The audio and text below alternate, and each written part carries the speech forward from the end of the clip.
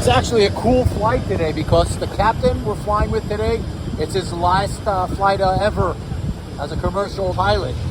So they're going to have the whole ceremony with the water squirting and everything, you know, on the airplane. You'll see it. Look how big the wheels are.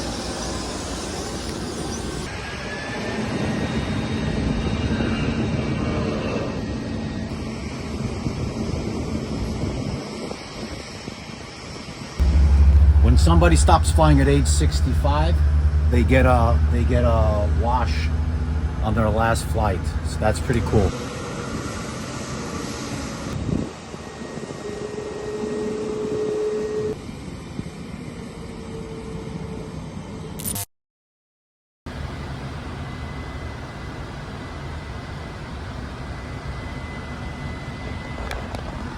Those colors are always fascinating early in the morning.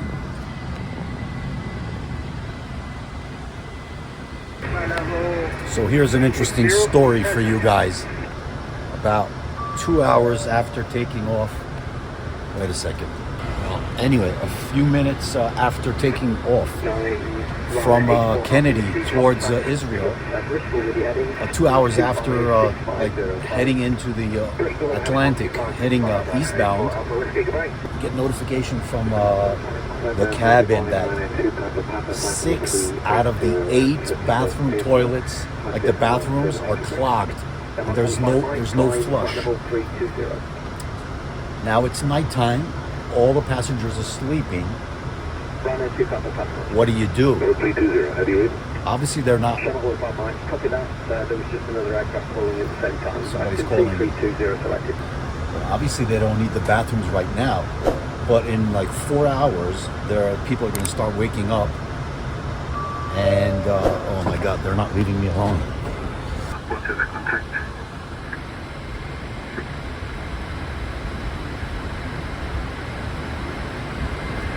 Thai 925 contact Budapest 122, ephemeral 265. So let me show you what was going on. I know it's a lot of plumbing here. I don't think you're really interested about that, but so I can explain to you what was going on. Okay. The toilets will not flush. I mean, you see, they do not flush. And as you can see over here, the sinks don't flush either. Now think about it, it's 6 out of the 8 are not working. Now once the passengers wake up, it's a problem. Like, it doesn't sound like an emergency, but it's what you call a service, passenger comfort issue that needs to be resolved. We're gonna probably have to stop as we leave the Atlantic and head into the inland. We're gonna be heading and landing. Oh, the stench is terrible. I'll show you what I did. But the problem is, go back in the bathroom. I found a way to bypass through. There's a manual option over here under the sink that I was able to do, that I pump the sink water out so it flushes down, but this cannot be used. So we're gonna have to stop in London for them to service the airplane, and 300 passengers behind are gonna be waiting, and it's a whole mess and nightmare of passenger comfort. Think about it. You always think of like flights and stuff like that as when you have like emergency and all these dramatic videos and cases you hear on TV or see on TV of, God forbid, crashes and things like that, or incidents or engine fire, stuff like that. But a lot of times, the issues on a flight are actually the service itself, food, bathrooms, stuff like that. So it does happen, and that's why there's procedures. So in this case, we're going to go land in London. For that, we're going to have to dump some of our fuel because we have too much fuel for our final destination, and we're landing earlier. So you can't land at a destination. You can't land overweight. So we're going to also have to jettison. It's called jettison the fuel, to dump the fuel. So we're going to coordinate that. And we have all the teams, all our operations ready in London. Once we land, Passengers are going to stay on the airplane if it doesn't take too long, and they're going to service the airplane, try to fix the bathrooms, the suction, whatever blockage there is there, and hopefully we can get out of there in time. Otherwise, we might be needing to stay there, the crew, because there's also a limit how many hours we're allowed to be active on duty. So fingers crossed, everything should be fast, and maybe if there's an update of the actual airplane, we're trying to do a few more things in the airplane to see if we can kind of get this blockage, opened up. And the minute the passengers wake up, it's like, for them, it's like 6 o'clock in the morning. The minute they wake up, they're going to hit the toilets, and it's going to be a nightmare. So we need to land very soon. Give you an update very soon. So, the shit show never ended. The shit show never ended. But we were able to make it through London. We never stopped in London because 6 of the 8 bathrooms worked finally, partially. So we were able to pull it all the way, because it would be a nightmare if we had to stop in London, and the crew would probably be unable to continue the flight. The passengers need to go to hotels. What a nightmare. But we're able to make it all the way through. Good morning. Take a look. Right there. It's the next day. It's the next day. Let me update you what was going on yesterday. I couldn't really talk yesterday. I'm now being repositioned through a deadhead flight. Deadhead flight is when they take you from one place to the other. The company wants you to operate a flight from one place that is not your home base to fly it somewhere else. So I'm being paid to be repositioned. They position me on a flight where I actually start my duty.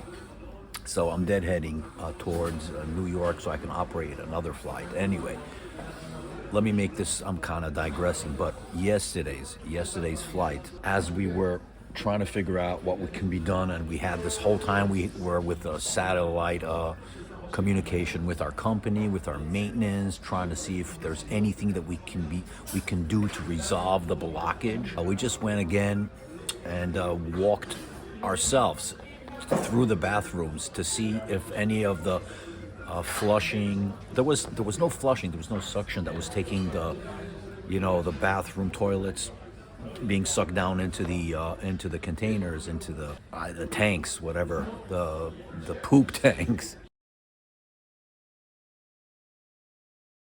So after going in physically and checking the flushing, we were able somehow, I don't know, maybe the blockage kind of stopped. Now, what actually opened up the blockage after we tested it out, we don't really know. You can never know. Sometimes even, believe it or not, even some turbulence when the airplane jumps a little bit. Maybe something moved in the pipes over there and the blockage was slightly opened up a little bit. Maybe it's even the differential pressure. If we climbed up a little bit, so the pressure outside of the airplane is much lower than the airplane inside, and the suction uses the suction, that differential pressure, so there was more pressure. Who knows? Bottom line is it helped. Something opened up over there, and some of the toilets were able again to get that suction and to have the toilets flush. So after checking those toilets out, 6 of the 8 toilets actually had flush. 3 of the 8 had their sinks flushing properly. So considering all the factors, what a nightmare it would be, to stop in London, to stay there on the ground for like 2-3 hours, to take the chance that the crew might not be able to continue the flight. Then you have to get a new crew to come in. Then if it's over a certain amount of hours, the passengers need to be disembarked from the airplane and put on maybe hotel if it was overnight and stuff. Like a total catastrophe, a total nightmare. Taking all that into consideration, and the fact that there was 6 out of the 8 toilets, for number 1 and number 2 use, and only a problem with the sinks not draining, which you can actually drain them manually with a little pump on the bottom, or if a little bit of ingenuity and the flight attendants improvising a way where you can, like, literally with a cup Every once in a while, I go in and take the liquids out of the sinks and put them into the toilet bowl and flush that. We were able, you know, and also think about a 300 passenger would be stranded. A 12-hour flight would become like an 18, maybe 24-hour flight. So taking all that into consideration, we decided to continue all the way to our destination. There was a slight discomfort for the passengers with their service, you know, because it was not as good service and not as good. Yeah, I would say not as good service as a standard flight, but taking all that into consideration, it was a better option to continue the flight. We got back. Once we landed, the maintenance is going to take care of the blockage. Apparently, it's not. You don't snake it like a home toilet. There's actually some kind of a vacuum going the other way around to pull up. Believe it or not, a few flights before that, they literally took out diapers and a whole bunch of wet wipes that somebody threw in there, and that, you know, that actually clogs up anything. If you put a baby diaper inside, and think about it, it's like once down the lines there's a blockage, it affects all the rest of all the pipes going all the way up. So thankfully, we were able to get that done and continue the flight. That's it. You see, a simple thing that you would get at every once in a while you get this at home when you have a blockage in your pipes and stuff like that in the boiler and use a plunger. Well, here it actually something like that happens, you literally need to stop and land, and this whole mess. But thankfully we pushed through, and that's it, guys. Interesting.